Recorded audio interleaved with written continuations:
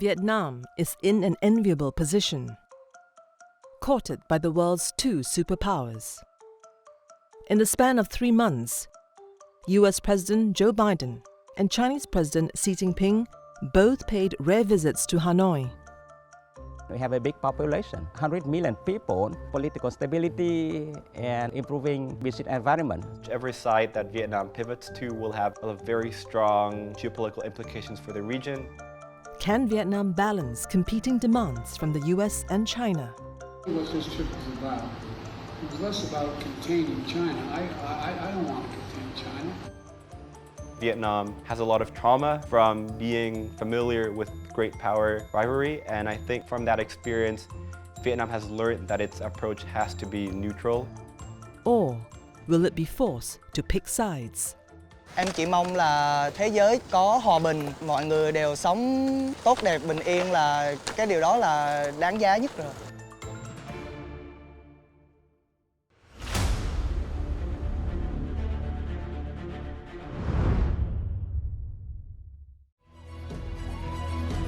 In August 2023, a then relatively unknown Vietnamese company made an electrifying debut on the Nasdaq. On its first day of trading, EV maker VinFast shares closed at over $37, more than triple the initial offering of $10 per share. VinFast became the largest Vietnamese company to list on the US-based exchange. Great EV car companies like VinFast are poised to be real winners in the market going forward. A subsidiary of the Vietnamese conglomerate Vin Group, VinFast has sold electric vehicles in Vietnam for just over 2 years. By listing on the Nasdaq, the company is setting its sights firmly on the American market. Our rationale is very simple. If we can make it there, if we can succeed there, I mean, people will believe in us, right? So now people in Asia, they would buy cars from us because if we make the brand, we can. If the US consumers buy our cars, then it's probably okay for the people around here to buy our cars. So it's an approval stamp to some extent. For Vietnamese companies like VinFast with American ambitions, the geopolitical tides look to be in their favor. In September 2023, US President Joe Biden made a rare official visit to Vietnam. The two countries upgraded relations to a comprehensive strategic partnership, Vietnam's highest diplomatic status. Partnership is about so much more than innovation and investments. It's about people. It's about our people. Chúng tôi biết rằng Mỹ là quốc gia có ảnh hưởng rất lớn trên thế giới. Có hàng trăm đối tác, đồng minh của Mỹ trải dài trên toàn thế giới. Cho nên khi Việt Nam thiết lập quan hệ đối tác chiến lược toàn diện với Mỹ, thì đương nhiên vị thế của Việt Nam trên thế giới cũng được tăng lên. Cho nên chính Tổng Bí thư Nguyễn Phú Trọng đã từng khẳng định là chưa bao giờ Việt Nam lại có vị thế lớn và thế giới công nhận như hiện nay. President Biden's visit is the culmination of the storied history between the two nations. The Americans were officially involved in the Vietnam War from 1955 to 1973, first by supporting their South Vietnam allies, then through direct combat from 1965. In 1973, all US troops withdrew from Vietnam, leaving the communists to sweep into the South.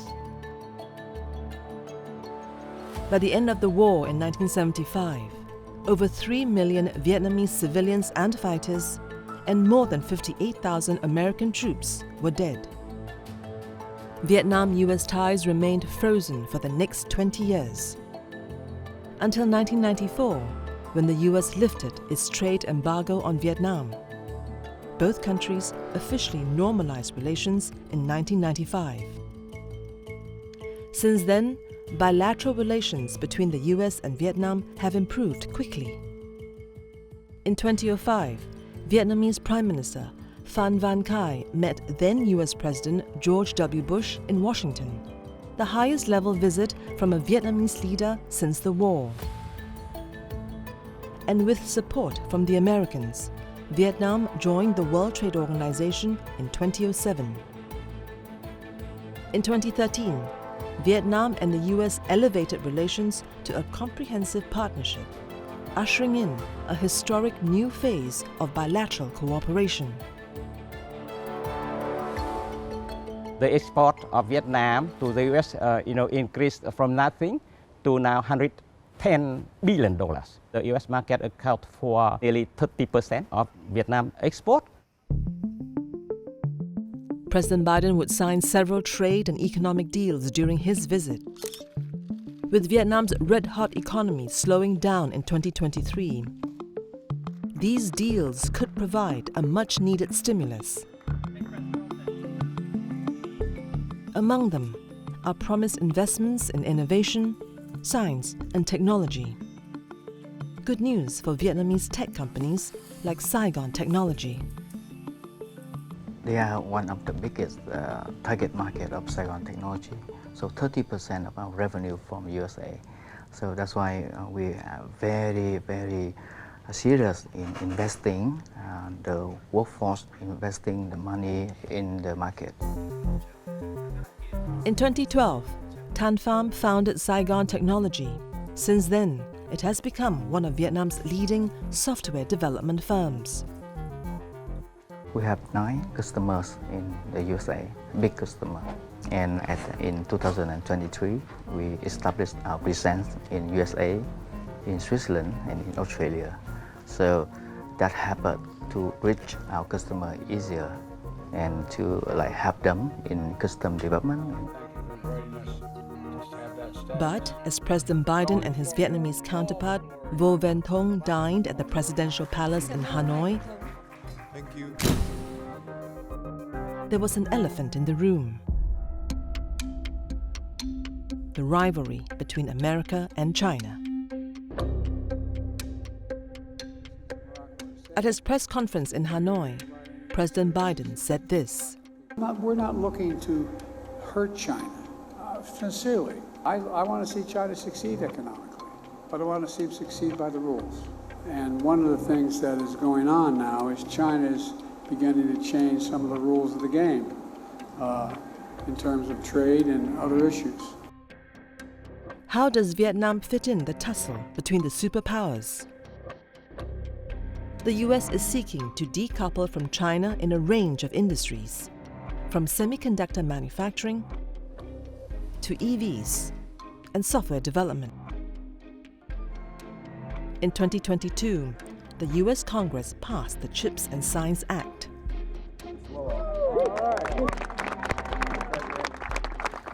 So CHIPS Act recently introduced by the US Congress actually focus on a few things here.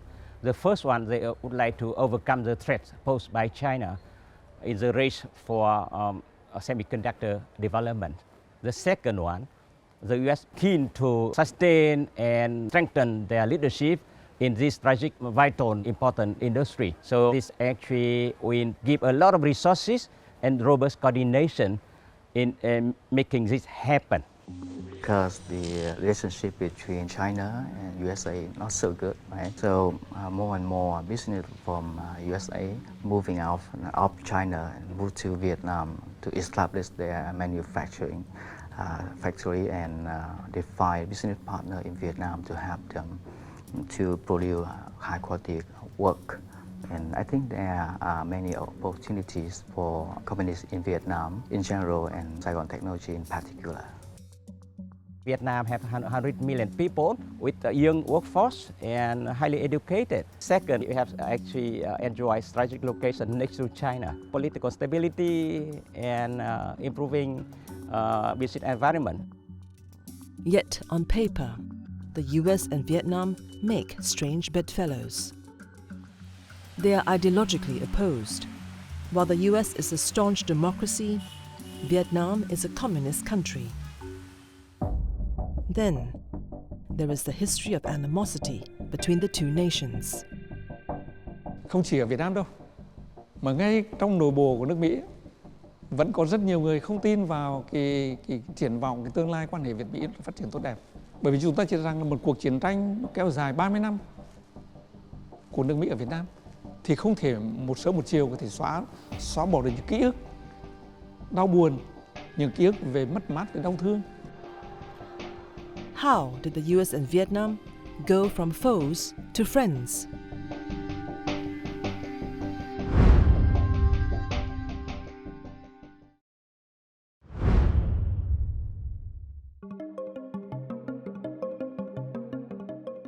In the city of Da Nang, the iconic Dragon Bridge is styled after the majestic creature from Oriental mythology. But near the foot of the bridge, a group of young people is doing something decidedly American. Dạ, em chơi skateboard được 5 năm. Trượt ván xuất hiện ở Đà Nẵng từ những năm 2010, 2011. Lúc đấy là có những anh lớn đặt ván từ nước ngoài về đây và tìm hiểu thử bộ môn này. From skateboarding to music to movies, Vietnamese youths have embraced American culture. Theo em biết là Mỹ rất là phát triển và nó có nhiều cái tài nguyên để mọi người có thể có nhiều cái điều kiện để mọi người có thể đáp ứng được. Em biết Mỹ từ bạn của em giới thiệu cho em qua những bài hát, rồi phim ảnh. Bởi vì em còn rất là nhỏ, em chưa tìm hiểu kỹ, nhưng mà theo một góc độ nào đó em nhìn thấy thì chuyện quá khứ nó qua rồi thì mình nên cho qua, mình chỉ sống cho hiện tại và mình biết trân trọng những phút giây mình đang có là nó.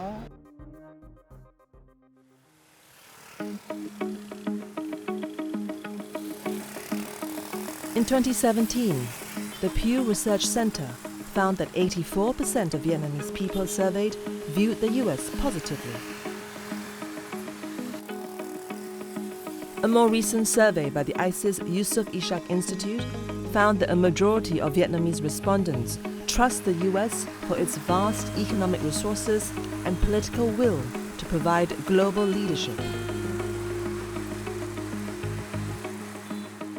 Too many people, the U.S. is perceived as a democracy, a leading innovator with giant companies in all the major sectors, for example. The U.S. is also helping Vietnam to deal with China in the South China Sea by providing Vietnam with a lot of maritime capacity building assistance.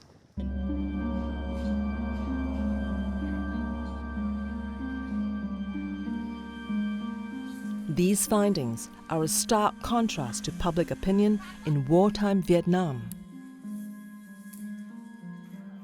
For Nguyen Hong My, the Americans were once the enemy. Flying a Russian-made MiG-21 fighter jet, he was the first Vietnamese pilot to shoot down an American plane in the 1972 campaign of the Vietnam War. Đến cuối năm 71, đầu năm 72 thì Tổng thống Nixon mới lệnh cho không quân Mỹ là tập trung toàn bộ lực lượng để đưa Việt Nam về thời kỳ đồ đá và tiêu diệt không quân Bắc Việt. Ngày 19 tháng 1 năm 72 thì chúng tôi nhận được thông tin là không quân Mỹ tập trung đánh Hà Nội và một số thành phố khác. Thế trong lúc đó Mỹ là hồi đó là sử dụng 1.650 máy bay cho cái chiến dịch đó. Thế mà lực lượng của không quân của chúng ta thì quá mỏng, quá ít. Chúng tôi chỉ được có hơn 100 máy bay cả MiG-21 và MiG-17. Thế mà nhưng mà không có cách nào khác thì vẫn phải đánh thôi.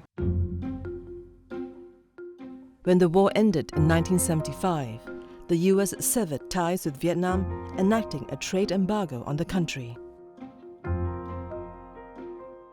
There was some still lingering rivalry, bitterness, on both sides, and for a long time there was some suspicion within the Vietnamese leadership that the U.S. even tried to overthrow the communist regime in Vietnam. Instead, Vietnam aligned with America's Cold War rival, the Soviet Union. This would change with the fall of the Berlin Wall and the breakup of the Soviet state.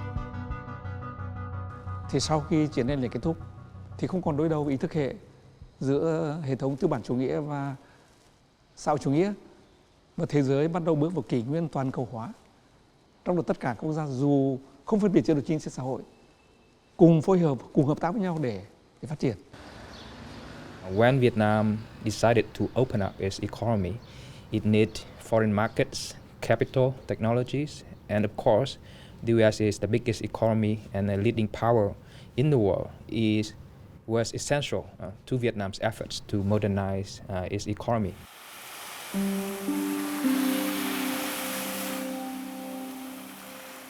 When relations between the two countries improved, US veteran David Clark had the chance to do something special. Return to the country where he fought a bitter war in his youth. I served with the ground forces of 1st Marine Division from July of 1968 to August of 1969 in Da Nang.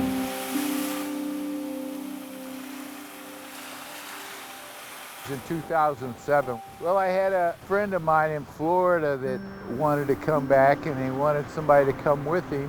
When some of the Vietnamese find out that you were an American that fought here in the American War in Vietnam, they treat you like a comrade in arms because they know that you were here in the same bucket that they were in, and they're so grateful that you come back to see their country.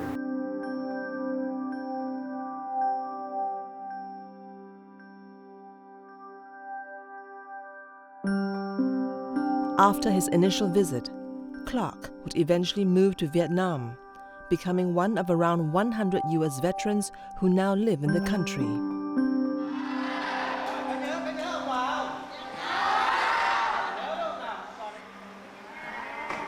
He regularly volunteers with the Vietnam Association of Victims of Agent Orange. Agent Orange was a chemical used by the US military during the Vietnam War. From 1962 to 1971, hundreds of thousands died from exposure to the reagent. It also caused birth defects in children. Các em là những em là nạn nhân chất độc da cam và những trẻ em bất hạnh trên địa bàn của thành phố Đà Nẵng là được tiếp nhận và chăm sóc giáo dục hàng ngày tại đây. David Clark và chị Oxy thì trong nhiều năm qua là mặc dù là một cựu chiến binh Mỹ vì hòa bình, tuy nhiên thì bất đồng về ngôn ngữ, nhưng mà khi mà ông với ông David cùng với chị Oxy đến trung tâm thì thấy được cái khó khăn của trung tâm cũng như bất hạnh của các em, thì vợ chồng của ông cũng có rất là nhiều cái hỗ trợ. Thứ nhất là về cái cá nhân của ông thì có những cái nguồn hỗ trợ từ bản thân ông thì ông đều mang để mà ủng hộ lại cho trung tâm, và đặc biệt là tạo các cái hoạt động giao lưu cùng với em ở đây rất là thú vị, rất là ý nghĩa, giúp cho các em rất là nhiều niềm vui, rất là nhiều tiếng cười khi mà vợ chồng của ông đến tổ chức các hoạt động tại trung tâm. Toàn diện là chỗ đấy. Chừng nào mà người dân không liên kết với nhau, người dân không thông cảm với nhau, người dân không nhận thấy được cái lợi ích của họ, của quan hệ chiến lược giữa hai nước, thì chắc chắn là cái quan hệ này sẽ không thành công. The blossoming relationship between Washington and Hanoi culminated in Biden's 2023 visit. Vietnam upgraded its ties with the US to a comprehensive strategic partnership. This is Vietnam's highest level of diplomatic relations. The upgrade places America on par with Russia and China. The US has pressured Vietnam to upgrade its ties with the US for some time. I think one particular reason for this is that they saw Vietnam as an important partner for their Indo-Pacific strategy. In 2021, US Secretary of State Anthony Blinken unveiled the Biden administration's Indo-Pacific strategy. The plan involves building closer security and economic ties with countries in the Asia-Pacific region. It's somewhat of a grand strategy to contain China by increasing economic and cultural ties with countries in the region. And they see in some regional countries, Vietnam in particular, a natural partner to work with, because Vietnam is an immediate neighbor of China. It has a long history of animosity with China, and now it has an ongoing dispute with China in the South China Sea. In some ways, it is an awkward marriage. Part of America's Indo-Pacific strategy is to invest in democratic institutions, a free press, and a vibrant civil society. A plan that is at odds with communist Vietnam. So the question is, why now? Why the urgency to upgrade ties with Vietnam without political concessions? So securing this kind of partnership with Vietnam will make sure that Vietnam will at least stay neutral in its relationship with the US and China, if not moving closer to the US side. And we all know that this year will be the election year, and US politicians and government officials will be busy. So if they delay the upgrade further, things may change and they may miss the opportunity, to strengthen ties through this new partnership. And I think the Vietnamese government officials also understand this, challenge. They need to secure the deal before things may turn unpredictable if there's a change of government in the US. Vietnam is a critical swing state, which means that Vietnam plays a highly prominent role because of its geographically strategic location, its rising economic prominence, and what America believes is that whichever side that Vietnam pivots to will have very strong geopolitical implications for the region. How the US and Vietnam went from foes to friends is mirrored in ex-pilot Me's own story. In 1972, Me himself was shot out of the sky. 36 years later, he would meet the man who bested him in aerial combat, American pilot Dan Cherry, who became an Air Force general after the war. Năm 2008 thì không quân Mỹ tổng kết cái chiến tranh bằng không quân ở Việt Nam, thì mới cử tướng Dan Cherry sang Việt Nam đề nghị chính phủ Việt Nam cho gặp phi công đầu tiên bắn rơi máy bay Mỹ. Thì tôi với lại Dan Cherry gặp nhau và đài truyền hình Việt Nam cũng tổ chức cái chương trình như chia của cuộc chia ly ấy. After reconnecting, Cherry and Me would travel Vietnam and the US together. Cherry went on to author a book about their reconciliation, aptly titled My Enemy, My Friend. Chiến tranh là chiến tranh, mà tất cả các cuộc chiến tranh nó đều dở hơi hết. Không có một cuộc chiến tranh nào là gọi là tử tế cả. Nhưng bây giờ chiến tranh kết thúc rồi thì coi như là bạn thôi chứ chẳng. I'm not a politician, but I can only say that it is heartwarming to me to see our two countries, the United States and Vietnam, get this deep partnership and further grow their relations. It gives me a nice warm feeling. But for Vietnam's neighbor to the north, this deepening bonhomie between Washington and Hanoi is a source of concern. Have closer Vietnam-US ties angered Beijing?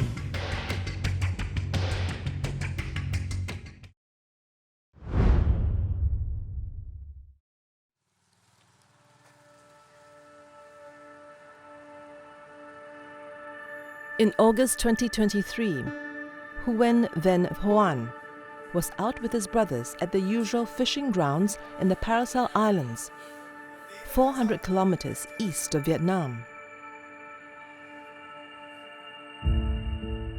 There, they saw something amiss. Sáng Quanh dậy, Quanh ra ăn cơm. Sao lé nó thấy một chiếc tàu 9501 đó chạy qua, nó thở tăm bon trước, thở xuồng ba đó, thở từ xa cách khoảng 5 lý vậy. Cái anh em kêu anh em dạy hết, cái nó chạy giấy miết xịt nước 1.000 mà 4 giờ chiều nó thỏa vào xe binh. Nước tống đẩy mạnh đó, vào xe binh vi vấn tàu bị thương, còn em thì Thuyền trưởng bị con đau cũng bị kính đe vô, bung vào Nga đào. Vietnam and China have competing claims in the South China Sea, also called the East Sea in Vietnam. Vietnam claims this area as its exclusive economic zone, while the Chinese claim this area based on a map published in 1947.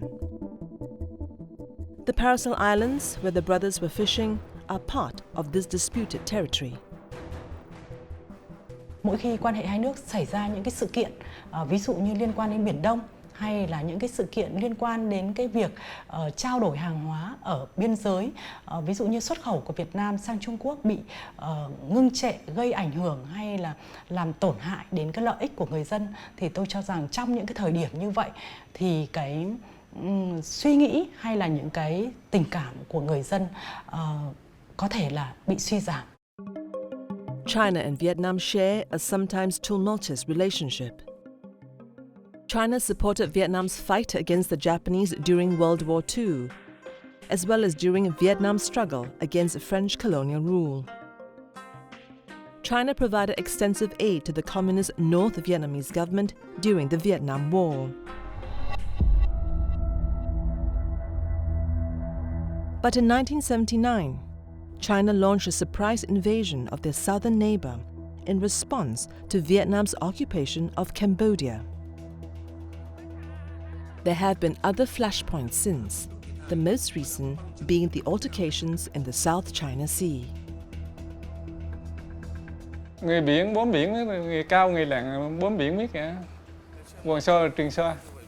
Vừa ra gặp tàu Trung Quốc, người xả lắm. Vì xả nó đuổi, nó bét nó quá vậy tà sổ mình hết. Thì chủ quyền và toàn vẹn lãnh thổ đối với mỗi người Việt Nam đấy là cái điều mà thiêng liêng nhất. Chính vì thế mà mỗi vấn đề xảy ra đối với vấn đề Biển Đông thì chính là nó tác động đến tình cảm, đến cái lòng yêu nước của mỗi người dân Việt Nam, và từ đó thì nó sẽ tác động đến tất cả các vấn đề khác. Because of these episodes, the Vietnamese tend to view China less favorably compared to the US. One survey found that a majority of Vietnamese respondents had little to no confidence that China would act in the best interests of the global community. Nonetheless, Vietnam and China share Vietnam's highest level of diplomatic relations, with China being Vietnam's largest trading partner.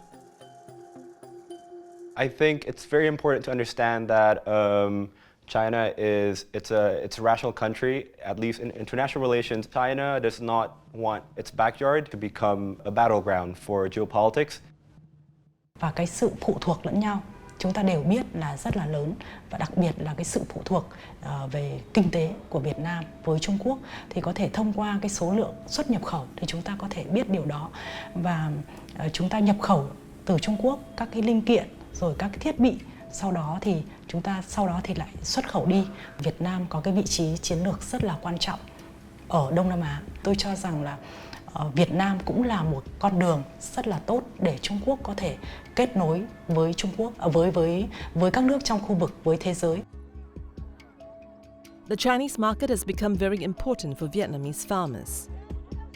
About a fifth of Vietnam's agricultural exports are bound for China, including farmer Van Que's bananas. Thực ra thị trường Trung Quốc thì là một cái thị trường rất là lớn. Thứ nhất là do dân số họ đông. Mình có bao nhiêu mình xuất được hết bấy nhiêu, chứ nó không phụ thuộc như là thị trường Nhật thì có thể nó làm 1 tháng 2 công, hay là Mã Lai làm tháng 2 công, Hàn Quốc làm tháng 2 công, còn đây Trung Quốc ngày 10 công cũng được. Thứ hai là về vấn đề địa lý thì Việt Nam với Trung Quốc là một trong những cái địa lý rất thuận lợi. Do cái thuận lợi nên cái logistics đó nó so với các khu vực khác nó rẻ hơn. Thành ra là mình cũng dễ tiếp cận hơn. As China's appetite for Southeast Asian produce grows, Quee has found himself a ripe opportunity. Banana sales have grown from 7,000 tons in 2021 to 10,000 tons in 2023. lúc nào cũng hiệu hảo, hai nước giao lưu giao thương cho tốt, hai nhà nước gắn bó với nhau để cho nông dân có cái cơ sở an tâm mà sản xuất. Because of the close ties between China and Vietnam, Biden's visit last September was met with some suspicion from Beijing. 我们要求美方处理与亚洲国家关系时，必须尊重地区国家求稳定、促合作、谋发展的共同心声，遵守国际关系基本准则，摒弃霸权和冷战思维。 Mao Ning's, he stated that the U.S. is engaging in hegemony in the region and seeks to reestablish its dominance, which China does not support.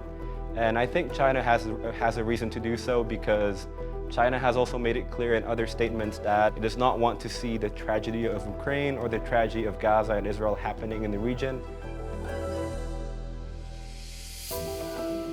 Just 3 months after Biden's visit, President Xi Jinping made his own trip to Vietnam. He flew to Hanoi last December, in his first visit since 2017. Cái chuyến thăm này thể hiện cái sự rất là coi trọng của Trung Quốc đối với quan hệ Việt Nam Trung Quốc. Thì chúng ta đều biết rằng trong năm 2023, a lot of Western media has said that the trip is basically an attempt to reassure China that Vietnam is not attempting to ignore China for the U.S., but as said before, I also think this view is quite misguided.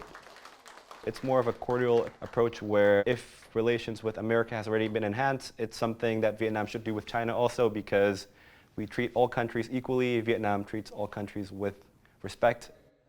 Vietnam has been the comprehensive strategic partner of China since 2008, so 15 years before Vietnam decided to grant the same status to the US. So there's not much China can complain about. What they care more about is what Vietnam will do next in its relationship with the US and whether such actions will pose a danger to China and its interests. President Xi's visit sought to shore up economic relations between the two countries, including through the expansion of agricultural trade, a boon for farmers like Quy. Vì khi mà không hài lòng với nhau về chính trị thì mọi vấn đề nó sẽ xảy ra, mà trong đó mà vấn đề mà làm rào cản rồi áp thuế rồi nó cũng đã từng xảy ra rồi và hiện nay thì nó thuận lợi hơn. Và khi chính trị không tốt thì điều đó chắc chắn là mọi mặt tiếp theo thì không tốt, trong đó có thương mại. Yet, there is one more Vietnamese ally paying close attention to how far the country moves towards America's sphere of influence. Russia. Có thể nói rằng trên thế giới này thì quan hệ Việt-Nga là quan hệ vô cùng đặc biệt, có thể độc nhất vô nhị trên thế giới. Nước Nga thì được kế thừa vị thế của Liên Xô, của Liên bang Xô Viết trước đây. Và chúng tôi biết rằng là Liên bang Xô Viết đã từng giúp đỡ một cách toàn diện về kinh tế, về chính trị và quân sự cho Việt Nam trong cuộc đấu tranh giải phóng đất nước, bảo vệ Tổ quốc cũng như xây dựng tiềm lực cơ sở vật chất cho chủ nghĩa xã hội trước đây. Và nước Nga được kế thừa. The Vietnam Military History Museum in Hanoi houses relics of Russo-Vietnamese military cooperation. Even after the Vietnam War, Russia has continued to play a major role in Vietnam's defense ecosystem. From 2012 to 2022, about 80% of Vietnam's weapons imports were from Russia. But with the ongoing war in Ukraine, circumstances have changed. Russian arms exports have plummeted. There were some challenges in Vietnam's efforts to continue buying arms from Russia, including constraints in Russia's capabilities to deliver their orders, not only to Vietnam but also to other clients as well. Cho đến hiện nay và cả trong tương lai xa thì vũ khí của Nga vẫn là đóng vai trò rất là quan trọng trong cái tiềm lực quốc phòng của Việt Nam. Chỉ có điều khi mà chúng ta nên nhận thấy một điều thế này, có nhiều loại vũ khí trang bị mà Việt Nam cần nhưng mà Nga lại không có. Đó là chuyện đương nhiên. Thì Nga phải tìm cái đối tác khác để bù lấp vào cái khoảng trống này. Tôi lấy ví dụ như là Mỹ có rất nhiều các loại vũ khí trang bị, nó khác tính năng, khác cái mục tiêu, khác cái chiến kỹ thuật đối với vũ khí của Nga, thì mà lại đáp ứng yêu cầu của Việt Nam. The US lifted its ban on arms sales to Vietnam in 2016. Among the American weapons purchased by Vietnam since are 6 Boeing In-situ Scan Eagle unmanned aerial vehicles worth $9.7 million. Nhiều người thì có đặt câu hỏi là thế Việt Nam có nên chuyển hướng sang cái hợp tác sâu sắc hơn đối với quan hệ quân sự đối với Trung Quốc hay là Mỹ hay không? Thì xin thưa là Việt Nam chưa bao giờ quyết định như vậy. Nonetheless, the US could use its influence in pressuring Vietnam to reconsider its friendship with Russia. One of the most important consideration for Vietnam now is that Russia, despite its status as a traditional partner of Vietnam, is becoming a target of sanctions, international sanctions and criticism. Meanwhile, the US and its allies playing a more and more important role in Vietnam's security and especially economic well-being. Vietnam cannot ignore the interests of these partners and their reactions to Russia. As Vietnam's needs evolve, so will its relations with each of the world's superpowers. Can Hanoi keep the balance?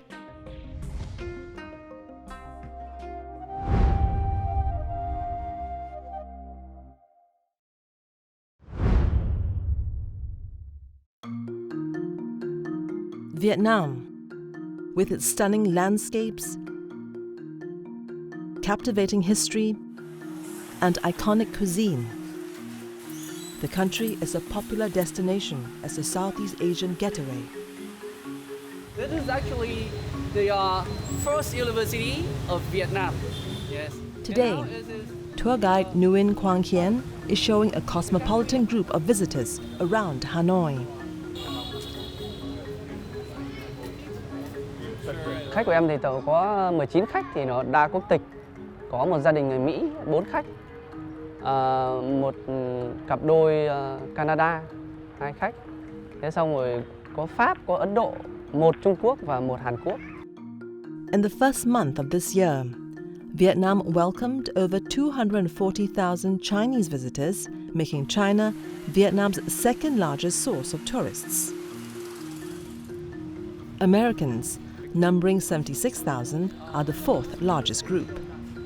I think it's very important that that you look back at Vietnam's history and our encounters with great powers. Before, you had the Mongol invasions, you had the 1,000 years of Chinese domination, and then you had French colonialism, you had the American-Vietnam War, and then you had the Chinese-Vietnamese War. You can see that Vietnam has a lot of trauma from being familiar with great power rivalry, and I think from that experience, Vietnam has learned that its approach has to be neutral. Before the pandemic, Vietnam welcomed some of its most prominent visitors in recent years. In the APEC summit that took place in 2017, which was in Da Nang, you had President Trump, you had President Putin and President Xi Jinping all there in Da Nang, walking, talking with each other, showing up in the family photo, acted as a middle ground, a neutral mediator for President Trump and Kim Jong-un to meet and discuss. And while the Hanoi summit did not end successfully, it does show that Vietnam is a capable mediator between rivaling countries. And I think Vietnam was able to do this, first of all, because of Vietnam's neutral position and the fact that Vietnam is able to provide this middle ground. It is very conducive for what I would say the prospects of global peace, because then you truly provide somewhere where these powers can discuss without the fear of a biased mediator. Key to Vietnam's neutral stance in the global arena are its 4 no's. First listed in the country's 2019 National Defense White Paper, the 4 no's are: 1. No military alliances. 2. No siding with one country against another. 3. No foreign military bases or using Vietnamese territory to oppose other countries. And 4. no using force or threatening to use force in international relations. Với cái đường lối đối ngoại độc lập tự chủ này thì Việt Nam giải quyết thành công các cái thách thức mà do Mỹ và Trung Quốc hay là Nga đề ra khi mà Việt Nam phải cân bằng quan hệ với những khu vực này. With President Biden and President Xi's visits last year, it's clear that both see Vietnam as an important geostrategic partner. Here, Vietnam stands to reap the rewards of superpower rivalry. American wireless technology firm Qualcomm has had a presence in Vietnam since 2003. Vietnam has a vast talent pool for engineers and world-class infrastructure. And also, we do see the rise of startups in technology sector. And with the R&D and the center in Vietnam, we also contribute to the country workforce development. We now working with one of the leading telecommunication company in Vietnam to design and enable the country to roll out 5G quicker and with a more cost-effective way. The U.S. government also invest $2 million into a workforce development program, and that will benefit Qualcomm operation in Vietnam because we will have more access to the local talent pool. In 2020, Qualcomm unveiled its R&D facility in Hanoi, the chip designer's first in Southeast Asia.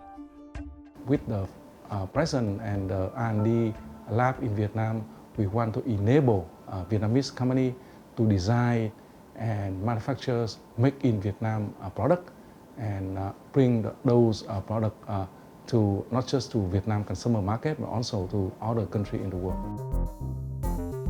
With the 2022 CHIPS Act, the Biden administration sought to decouple its microprocessor industry from China by prohibiting advanced chips with American tech from being made in or sold to China. With American-affiliated chip manufacturers divesting from China, a U.S. envoy recently said that Vietnam could be a top target for CHIPS Act funds. Because actually we have elevated our partnership to comprehensive strategic partnership last year. So it means the investment in Vietnam now can be deployed across sector, including the sensitive one from semiconductor to energy to defense. So that's actually very timely for Vietnam to benefit from this act. Meanwhile, President Vo Van Thong met with leaders from Chinese corporations ZTE and Huawei in October 2023. Both companies expressed their desire to contribute to the development of Vietnam's digital infrastructure. Vietnam has been able to attract investment from all these partners and even benefited from the trade war and tech war between the US and China as well. The Vietnamese leadership has seen the benefits of such an approach, and they will try to maintain such approach to continue benefiting from the great power competition. The question then is how long Vietnam can stay above the fray should superpower rivalry intensify. You are seeing the emergence of, I would call a comprehensive multipolar world. Right now, in Vietnam, we can still use, for example, American software to work with Chinese products, but in the next 20, 30 years, it might look different as both China and America seek to have their own technological sphere. That's the main challenge that countries has to face with, whether to participate in China's economic system, which is increasingly becoming more fragmented from the American, the Western-led one. There's some concern that in the end Vietnam will be drawn into this competition between the US and China, and Vietnam will be vulnerable to manipulation by the great powers like it was during the Cold War. It's far worse now because Vietnam, unlike the Cold War, now Vietnam has far more to lose. Not just sovereignty, independence, is territorial integrity, but also is economic well-being. So it's very, very, imperative for the Vietnamese leadership to avoid taking sides and to avoid allowing the country to be dragged into great power war or great power competition. For now, things are looking up for Vietnam. In spite of, or perhaps because of, the complex history it shares with the US and China, Vietnam is poised to be a bridge between East and West. It may be a difficult balance to strike, but it is one that could benefit Vietnam's people greatly if Hanoi can walk this fine line.